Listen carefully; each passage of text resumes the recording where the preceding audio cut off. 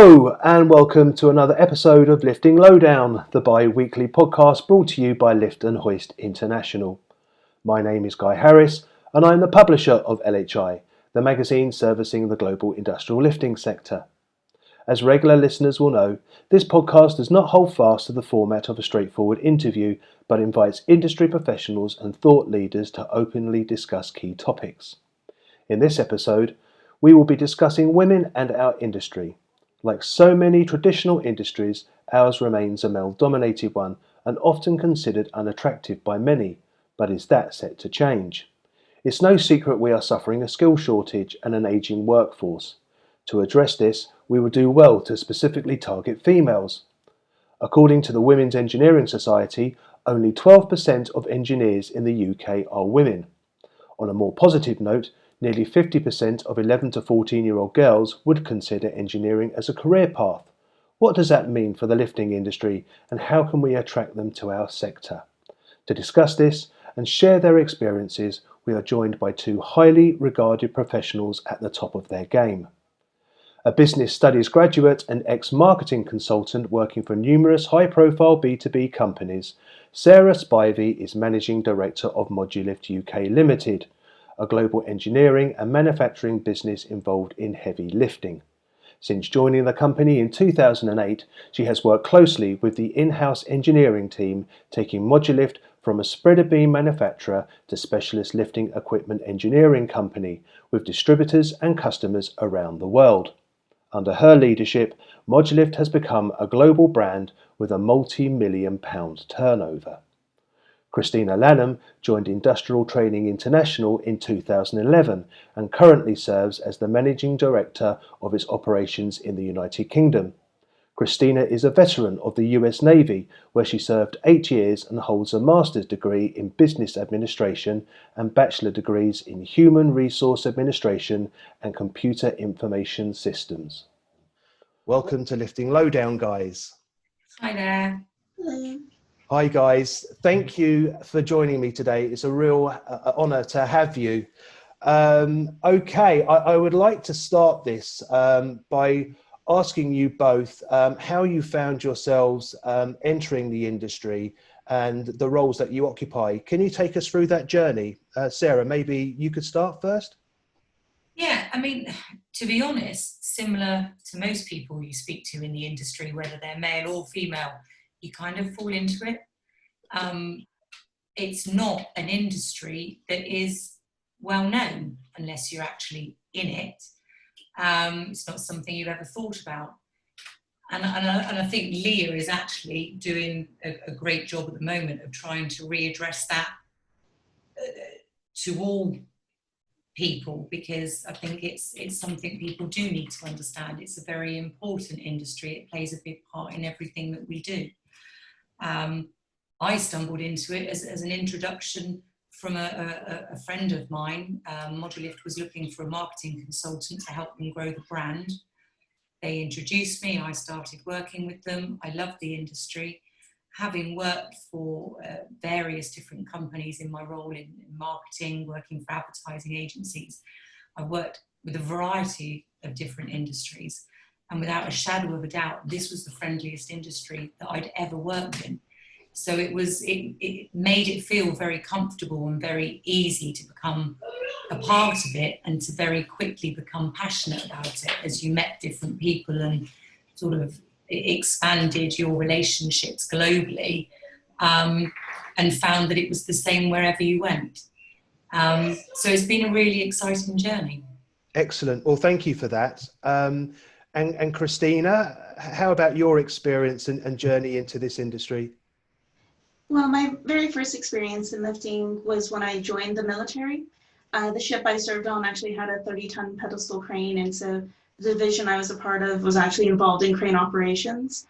I didn't realize then that many years later I would actually fall back into it again. Okay. But I did, it was a great experience kind of seeing what it takes to lift and move a number of things, and we did it by land, sea, and air.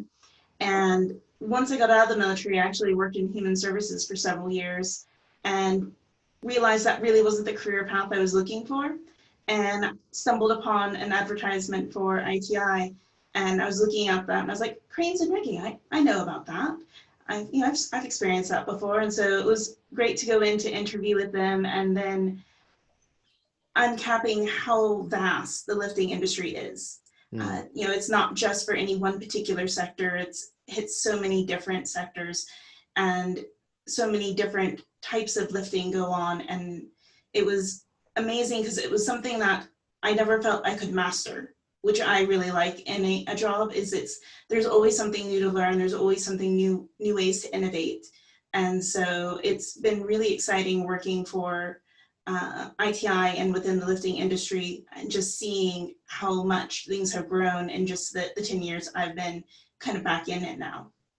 Thank you. Yeah, I mean, I believe that we are all working in a hugely vibrant and exciting industry, and something that you both really referred to is how diverse our industry in terms of the sectors that we find lifting equipment in. From that could be anything from automotive to refineries. I mean, the list just goes on.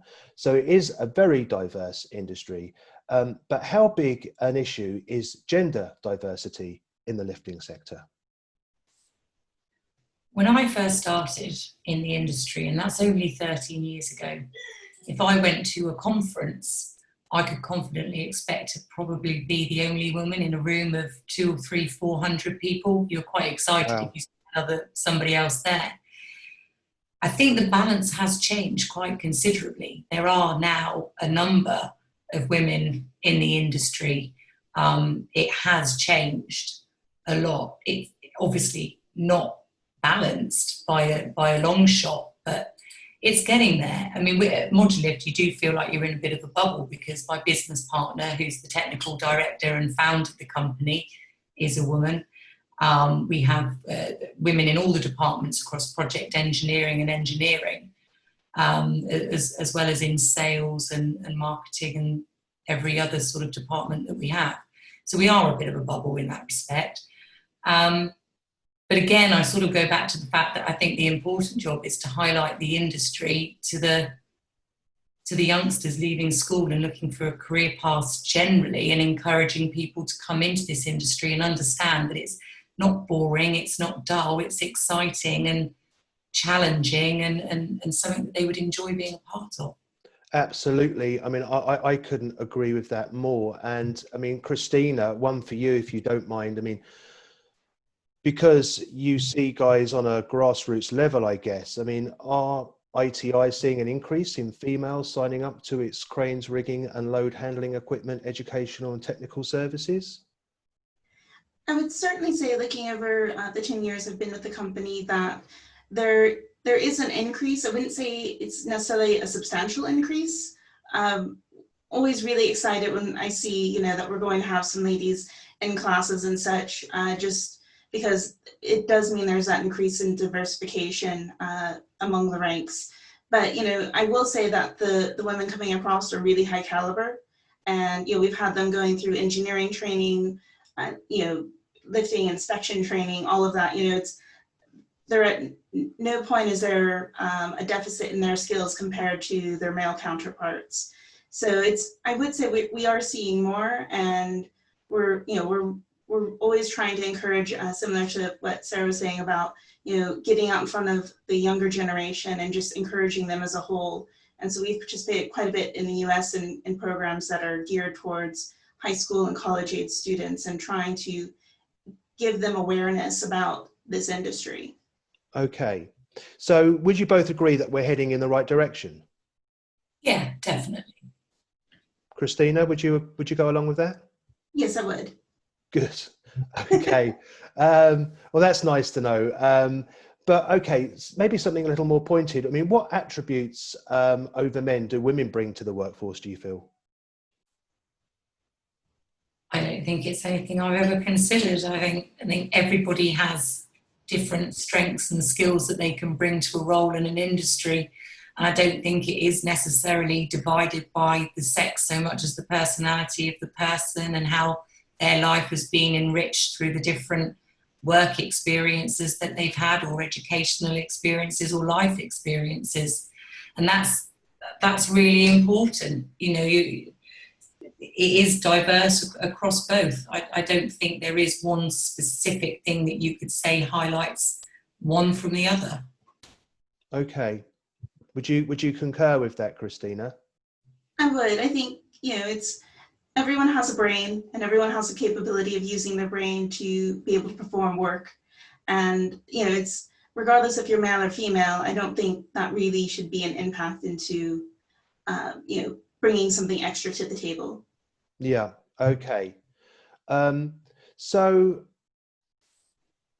something I'd like to go back to, if you don't mind. I mean, something that you mentioned, Sarah, is that you have a gender diverse company. I know that for a fact because I've worked with you for some time now. And you also have a very well balanced team. You have several female senior engineers and designers in the company. How did that come about? Is that basic selection process, best person for the job? And are you able to share a little of their experiences of working in what is still perceived as a male dominated industry? It's best person for the job. We don't sort of consider that as part of the recruitment process. I think that would be wrong, really, to do that. It very much is about the right person for the job. I mean, when it comes to Sue, she pretty much started in the industry straight from university, and she was given the opportunity, and she loves the industry, and it's what she does really, really, really well. I don't think it would even occur to her to work in a different industry. But yeah, I mean, I don't know what else I can really say on that. Okay, I think that's enough, and it's good to know. I mean, do we feel, or do you feel that this industry is in any way chauvinistic? I haven't experienced it myself. I say that when I first started out, if I went to an exhibition and I was stood on the exhibition stand, there was a presumption that I was the marketing assistant rather than the MD of the company. Oh dear. But that was a long time ago, and I think most people in the industry know me now and would never dare think that. Yeah, no one's going to make that mistake twice. No. But other than that, I can't say I've experienced it, no. I don't know if Christina's had any different experiences. I haven't. I've always been really well received anywhere I've gone, and no one's spoken down to me or treated me as though I was less than within the group. And so I found the lifting industry to be a very welcoming group of people, a very good set of camaraderie. It's like with lift decks every year. I really look forward to it, more so than generating leads, but getting to see people again in the industry. I just have such a great time getting to reconnect with people in person there. And it's people from all different companies, all different roles, but we all come together, and it's really nice. Okay, well, thank you. And I've never seen that personally on a trade show floor or in any kind of business environment that I've been present in. And I would like to think that the lifting industry does embrace all genders, or both genders, I should say. It's gender neutral, and obviously socio-economic brackets don't come into play either. But what can we do you feel to bring more women into the industry? I mean, we've spoken. That's myself and Rich, my cohort, who's currently on holiday, so he's not joining me today. He's spoken about his stepdaughter being on engineering days in school, and a real lack of thought going into this process. And Ross Maloney, of course, the CEO of Leah, has talked about this, and the fact that his daughter, I think, was one of 2 girls that joined the engineering day. I mean, then there's the apprenticeship, of course, that we were discussing in the last edition of Lifting Lowdown, and that's just as much about bringing women into the industry as it is men. How can we specifically, do you feel, attract more women into our industry? Because there's a huge catchment audience out there that we need to tap into, right? Yeah, I mean, there's probably an element of the fact that they don't think about it in the same way that we didn't think about it. It's not an industry that's on people's radar. I mean, you would like to think that the generations coming up through now are very different to our generation, whereby, you know, when I was a kid, my mum and dad were very much, oh, what are you going to do? Are you going to be a nurse? Or are you going to go and work in a bank? Or, you know, they have predefined roles that they expected us to go into. I don't think our generation, which was that generation growing up, are going to have those same perceptions on our children. We're going to encourage them to try a variety of diverse career paths going forward. But again, it's going to be dependent on knowing about it. And the women are going to have to stand in front of the children so that the children see that it is, you know, a gender neutral industry to go in, because at the end of the day, what you see in a picture with a crane and big lifting and is all still men in hard hats and construction workers, that there isn't a lot of, I wouldn't say it was marketing, but the sort of subliminal messages aren't necessarily targeting and attracting women to the industry. But then the schools have got to play a part as well. I mean, you know, I was speaking to Ross about the campaign that he's trying to achieve and going into schools and what we can all do as part of that. You approach any of the schools to go to their career fairs and they want you to pay them to be there. Right. Okay. So that is never going to create that diversity for the children to choose from, because what you're always going to end up with is the big corporates going in there, the big banks, the big accountants, all the traditional industries that have got a fund to sort of funnel those career paths through. And they're not going to even see what's out there in terms of their opportunities. So I think there's a much bigger job right at grassroots level to get in front of those children to highlight that those industries are options for them. Yes. I mean, it's very lopsided in that respect, isn't it? Yeah, completely. Yeah. I mean, do you think, as an industry, when we go to some of these events, when we attend or exhibit at these events, that we should be doing more to encourage, you know, STEM groups coming in to shows like LiftX, ProMat, Modex, wherever it is that we are? Should we be doing more to bring people onto the sort of the show floor, the shop floor, and showing them around and engaging with them and trying to really promote and enhance interest in our industry, specifically to young people and maybe young women?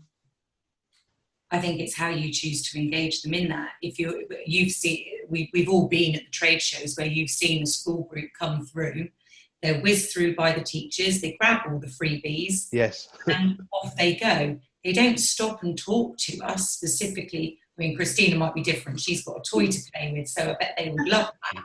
But for the rest of us, we've got what is essentially just a boring stand. We're there to talk to customers and suppliers and peers in the industry. How approachable are we for them to have those conversations with? Probably not very approachable.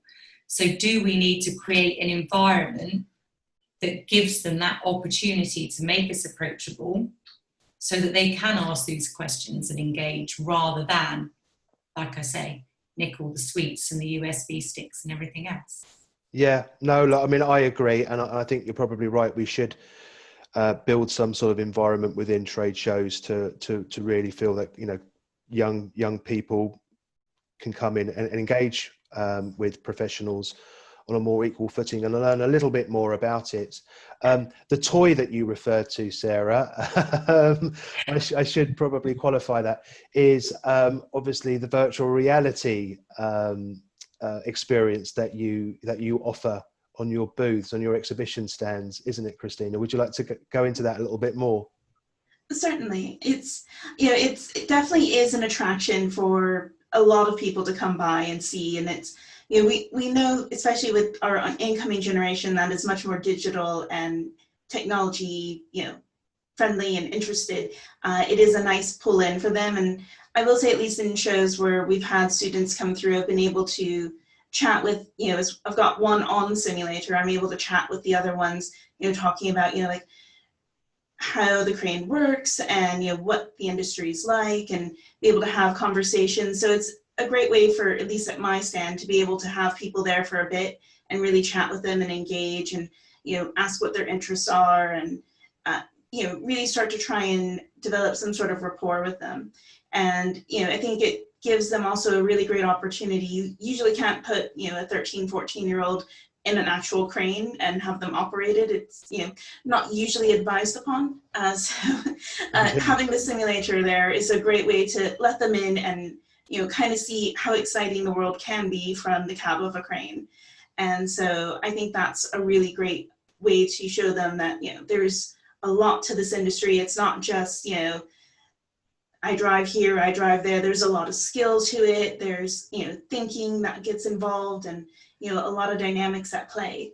Yeah, no, I mean, and you were both very much involved with the second Think Lifting film. And if our listeners haven't seen that, then I would urge them to go onto Leah's website or onto LHI's YouTube channel, and you can see both films, Think Lifting 1 and Think Lifting 2. But in the second film, you're both there talking about your experiences of the industry and how you feel the industry is exciting. And I remember you, Christina, talking about what ITI do, the virtual reality aspects, and how engaging that can be for young people especially. But also for you, Sarah, you were talking about travel and opening up the world and the opportunities that this industry brings. I mean, that's equally as exciting, if not more so. So, I mean, are those the sort of messages that we should be presenting to young people, young women, going forward? I think that was what was in what was in my head at the time as an idea to help attract people into the industry, because it's another string to its bow that probably it doesn't occur to them is there. So many of us in the industry have traveled the world because we're in this industry. We wouldn't have seen half the countries that we've been to, but that wouldn't be obvious to anyone even considering it as a career. You would probably think, right, if I wanted to travel the world, this is my small list of sort of career paths that I've got to choose. And I just wanted to highlight that, expect the unexpected. You come into a business like Modulift, you've got mathematics and problem solving, you've got creativity, you've got hands-on creativity as well as, designer creativity. You've got a realm of different skill sets within that. But on top of that, if you're looking for something aspirational, it's sort of there, hidden away. But it's a wonderful opportunity for people.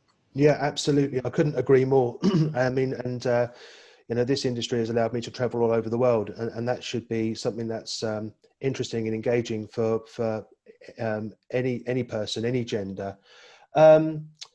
Just want to run some facts past you. 25% of girls 16 to 18 would consider a career in engineering, compared to 51% or almost 52% of boys. Girls and women make up less than 18% of hire apprentices in engineering and manufacturing, and 7.5% of all engineering apprentices. In 2015-16, women accounted for only 6.8% of engineering apprenticeship starts and 1.9% of construction skill starts. Do you find that grim listening? Yeah, it's interesting to see, isn't it? I wonder where, I am quite one for statistics. I used to be very much involved in a job which was research and statistics. So I would have to say it would be interesting to see, how many of these apprenticeships were maybe aimed towards that gender in the first place, and how much they opened it up to both genders. It would be interesting to see, well, what are the statistics on the flip side? Where did all these girls go then? Yeah. What happened to them, and what educational paths or career choices did they make? Is the balance flipped to such a diverse level somewhere else? Are our expectations around the statistics that you gave out, because what you're looking at is just one small set without examining the bigger picture? So yes, on the surface of it, I agree, it is really low. But does that also highlight again how schools are perceiving these career paths to their students? Yeah, I would probably say that that's the case, in fact. Christina, your thoughts? I totally in line with Sarah, just on, I'd be interested to see what career paths the girls did opt to go down for their educational pursuits. It is interesting to see, what was it that they did decide to go after and such, and is that something that could still potentially even be in line with having a career in the lifting industry? It's, not necessarily that they've all decided to become fashion designers or other things. It could very well be that they're still pursuing skills that could be well within the lifting industry, and usable. I mean, we need salespeople, we need marketing people, we need operational people. So there's many ways to be within the lifting industry that's not necessarily just an engineer. So, I mean, I know I would never be an engineer. I'm really terrible at mathematics. And apparently that's a really important skill. There's a lot of us out there. So it's, but there's, I get to be involved in so many different things within the lifting industry, even though I can't do that specific part. And there are some women who are just amazing at mathematics. So that would be their skill set. But I would be interested to see, how we could promote better any people, whether, for a number of different career pursuits that they're looking for, that could be fulfilled within the lifting industry. And I think that's a much better approach at looking at women within lifting, is that they don't all have to be crane operators. They don't all have to serve in a particular role, but just encouraging more women to get involved. And they may find as they go through that their career path diverts. They start off in sales, and then they find out, I think I could really have a hand here in, lifting design, and start pursuing something that way. But it's the lack of exposure to the industry that's, I think, the real issue. Yeah, I would echo that. Here's another stat for you then. I read somewhere that companies are 15% more likely to perform better if they are gender diverse. Now, I'm sure that doesn't surprise you in the slightest. But, again, another good reason to get more women into our industry, right? Yeah, I mean, if that's the statistics, what's that based on? What sits behind that? What's the theory? That's a very good question, and I was hoping we weren't going to ask me. I don't know. I mean, I got this from the website Women in Industry, so it's a genuine stat, and I think the aggregate was 2,500 companies. Okay. Across the engineering and construction industry. So that's not a bad turnout in terms of vox popping people. No, it's not, but without sort of jumping to gross generalizations, which would be very easy to do and make assumptions, I think it's a very difficult one to comment on. Fair enough. Well, look, unfortunately, because I feel that this could just roll on and on and on, and I would be, although I was rather nervous about this conversation at the start, because I think the conversation itself is pretty sort of misogynistic, if I'm honest with you, in 2020, talking about women in our industry. But just a quick question for you, please. Why should young women consider engineering and the lifting industry specifically? Let's just wrap up with that one in a short sentence, if you wouldn't mind, Sarah. Because it's an exciting opportunity. It's a great career path. There, like Christina alluded to, you can start in one department, yet go across a whole business as you grow and develop. And I don't think anybody ever closes a door to somebody who works hard and succeeds in the industry. And it probably more so than other industries I've seen of these opportunities being available. So it really is worth considering. Excellent. Thank you, Sarah. And Christina? I would say the lifting industry is so diverse that there is almost nothing you can't go and experience within it. If you're looking for a career path that could take you to many different places, many different avenues of delivery of services and things of that nature. There's just so many opportunities within the lifting industry that I don't think you could ever be bored. Thank you, guys. Look, thank you both for coming on Lifting Lowdown and talking on this subject. I very much appreciate your insights, as do I'm sure our listeners. So look, go well, be safe, and hopefully speak to you all soon once COVID-19 and the pandemic's done with. Thanks, Guy. Take care and I'll speak to you soon. Thank you very much. Bye-bye. Bye. A huge word of thanks to Christina and Sarah for joining me to discuss what is a potentially difficult and uncomfortable subject. At 3H Media and LHI, my fellow directors are both female and bring a wealth of experience to their positions in our organisation. Editorial Director Maria Hadlow is a qualified engineer and has written about engineering and the lifting industry for 30 years. We've discussed feature articles such as Women in Industry before, but this is not a topic she is comfortable with, as she sees herself simply as a professional in her industry. She's in a role to do a job, and her gender is irrelevant. I have to agree. I, for one, feel confident that as time progresses, our industry will become even more inclusive than it currently is. Thank you for listening, and as ever, feel free to leave comments or fire over questions if you have any. Your feedback and suggestions for future editions will enable us to make this podcast even more relevant and interesting. You can keep up to date with the latest industry news by visiting LHI's website, liftandhoist.com. Look out for the next episode in a couple of weeks. Until then, stay safe.